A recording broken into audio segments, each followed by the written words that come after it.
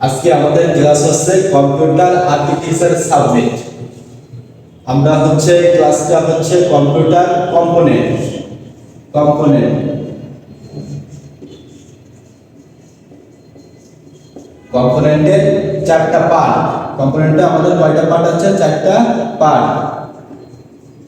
কম্পোনেন্টের চারটা পার্ট কি কি? এক হচ্ছে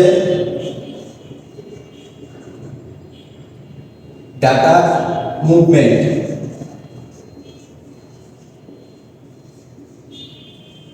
দুই নম্বর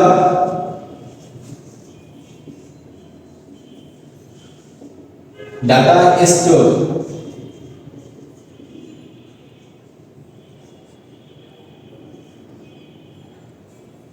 তিন নম্বর হচ্ছে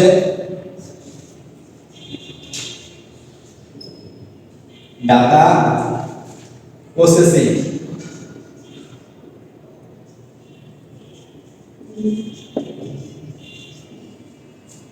চার নম্বরে হচ্ছে কন্ট্রোল। তাহলে আমাদের কম্পোনেন্টের কয়টা পার্ট? চারটা পার্ট। চারটা পার্ট কি কি?